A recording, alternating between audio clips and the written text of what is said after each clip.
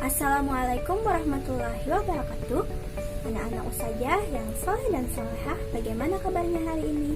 Semoga semuanya sehat walafiat dan tetap semangat untuk belajar hari ini. Dan juga jangan lupa untuk tetap menjaga kesehatan dan melaksanakan protokol kesehatan. Sebelum belajar, marilah kita berdoa terlebih dahulu. Bismillahirrahmanirrahim. Rabbi zidni ilman warzuqni fahman. Amin.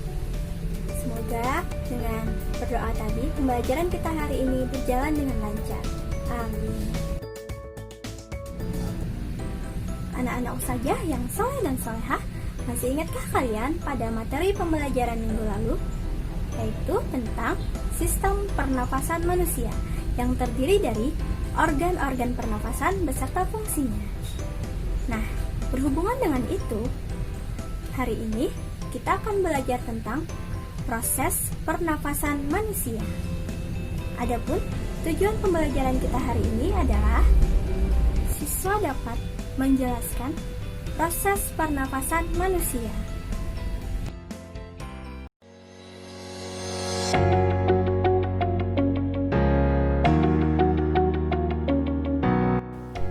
Setiap saat kita bernafas, saat menarik nafas, rongga dada kita mengembang.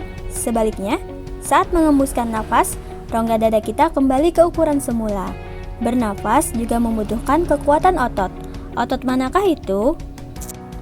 Marilah bersama-sama kita simak penjelasan berikut ini.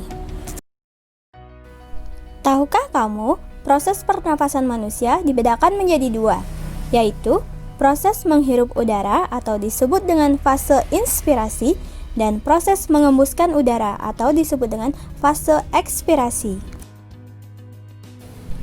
Proses menghirup udara atau disebut juga dengan fase inspirasi diawali dengan udara masuk melalui hidung, kemudian udara disaring oleh lendir dan rambut hidung. Lalu, paru-paru mengembang dan rongga dada membesar. Gas oksigen diserap oleh alveolus. Kemudian pada proses mengembuskan udara diawali dengan paru-paru mengempis dan rongga dada kembali ke ukuran semula. Kemudian udara keluar melalui saluran pernafasan dan udara yang dikeluarkan mengandung gas karbon dioksida serta uap air. Berdasarkan cara melakukan inspirasi dan ekspirasi serta tempat terjadinya, manusia dapat melakukan dua mekanisme pernafasan, yaitu pernafasan dada dan pernafasan perut. Apa sih perbedaan detailnya pernapasan dada dan pernapasan perut? Pernapasan dada terjadi karena gerakan tulang rusuk oleh otot-otot antarusuk.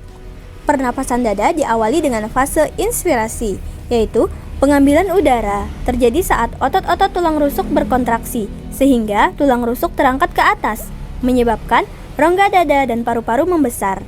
Akibatnya, tekanan udara di dalam paru-paru lebih rendah dari udara luar, sehingga udara pun masuk ke paru-paru. Kemudian, fase ekspirasi, yaitu pengeluaran udara, terjadi saat otot antar tulang rusuk berelaksasi. Saat itu, tulang rusuk turun ke posisi semula, menyebabkan rongga dada dan paru-paru mengecil. Akibatnya, tekanan udara di dalam paru-paru lebih besar dari udara luar, sehingga udara pun keluar dari paru-paru. Lalu, bagaimana dengan pernapasan perut kita?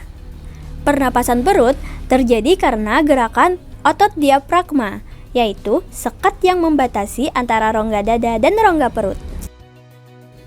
Pernapasan perut diawali dengan fase inspirasi, yaitu pengambilan udara. Terjadi saat otot diafragma berkontraksi. Posisi diafragma mendatar, menyebabkan rongga dada dan paru-paru membesar. Akibatnya, tekanan dalam rongga dada menjadi lebih rendah daripada tekanan luar, sehingga udara luar pun masuk ke dalam paru-paru. Kemudian, pada fase ekspirasi, yaitu pengeluaran udara, terjadi saat otot diafragma berelaksasi. posisi diafragma melengkung ke atas, lalu menyebabkan rongga dada dan paru-paru mengecil. Akibatnya, tekanan dalam rongga dada menjadi lebih tinggi daripada tekanan luar, sehingga udara pun keluar dari paru-paru. Pernafasan dada dan pernafasan perut terjadi secara bersamaan. Lalu, bagaimana kalau kita merasa sesak nafas karena asap? Itu akan kita bahas dalam video pembelajaran berikutnya. Demikian pembelajaran kita hari ini. Untuk mengetahui pemahaman kalian tentang proses pernafasan manusia yang telah dijelaskan tadi, silahkan kerjakan latihan pada soal berikut ini. Demikian pembelajaran kita hari ini. Dapat kita simpulkan, proses pernafasan manusia ada dua, yaitu pernafasan dengan dada dan pernafasan dengan perut. Saya ucapkan terima kasih atas perhatiannya. Assalamualaikum warahmatullahi wabarakatuh.